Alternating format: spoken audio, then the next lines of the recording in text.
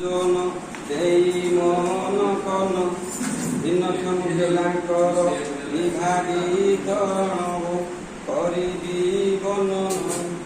2016ରେ କୋଇଲା ଚୟନ 21 ପ୍ରକାରର କଲା ପଦାର୍ପଣ ଚଳନ ଶକ୍ତି ରହିତ ପ୍ରଥମ ହୋଇଲା ଯିବା ଆସିବାରେ ସେ ବାଧା ସୃଷ୍ଟି କଲା କୁଷ୍ଠରୋଗରୁ ଆରୋଗ୍ୟ ଦ୍ୱିତୀୟରେ ହେଲା ସ୍ୱଳ୍ପ ପକ୍ଷାଘାତ ସେ ତ ଅନୁଭବ କଲା ତୃତୀୟରେ ହେଲା ଜାଣ ମସ୍ତିଷ୍କ ପକ୍ଷାଘାତ ବିକଶିତ ହୁଏ ନାହିଁ ମସ୍ତିଷ୍କ ରକ୍ଷକ ଚତୁର୍ଥ ହୋଇଲା ଜାଣ ସମସ୍ୟା ବାମନ କାର୍ଯ୍ୟରେ ଅସୁବିଧା ହୋଇଥାଏ ପୁଣ ମାଂସପେଶୀ ଦୁର୍ବଳତା ହେଲା ତ ପଞ୍ଚମ ଶରୀର ଚଳାଚଳ ହୋଇଲା ବିଷମ ଷଷ୍ଠରେ ହୋଇଲା ଜାଣ ଏସିଡି ଶିକାର ଅଙ୍ଗଗୁଡ଼ିକ ବିକୃତ ହୋଇଯାଏ ଥର ଦେଖିବାରେ ବାଧା ହୁଏ ସମସ୍ୟା ଜନିତ କାର୍ଯ୍ୟ କରିବାରେ ସେ ତ ହୁଏ ଅସଙ୍ଗତ ସାତରେ ସମ୍ପୂର୍ଣ୍ଣ ଦୃଷ୍ଟି ଶକ୍ତିରେ ହୀନତା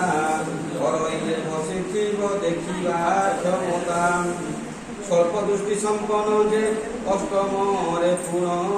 ଶ୍ରବଣ ବାଧିତ ହୁଏ ସମସ୍ୟାରେ ଜାଣ ନବମରେ ଯେ ବଧିର ଶ୍ରବଣହୀନତା ଭିନ୍ନକ୍ଷମରେ ସେ ତ ପାଇବ ମାନ୍ୟତା ଆଂଶିକ ଶ୍ରବଣ ଶକ୍ତି ଦଶମେ ହୋଇଲା କଥା କହିବା ପାଇଁ ତ ଯନ୍ତ୍ର ଖଞ୍ଜିଲା ସ୍ୱପରାୟଣତା ଆସି ହେଲା 14ରେ ମସ୍ତିଷ୍କ ସ୍ଥିର ଅବସ୍ଥା ସହ ସମ୍ପର୍କରେ ମାନସିକ ଅସୁସ୍ଥତା 15 ଦେଖିଲା ବିଚାର ଶକ୍ତି ଅଭାବ ଶକ୍ତିରେ ରହିଲା ବହୁବିଧ କ୍ଲେରୋସିସ୍ ହୋଇଲା 16 ସ୍ନାୟୁ ଗୁଡ଼ିକ ଅକାମୀ ନ ପାଏ ଯେ ବଳ ପାର୍କିନସନ୍ ରୋଗ ଯେ ହାତ ଥର ଥର ମାଂସପେଶୀ ଶିଥିଳତା ହୁଏ ଶରୀରର 18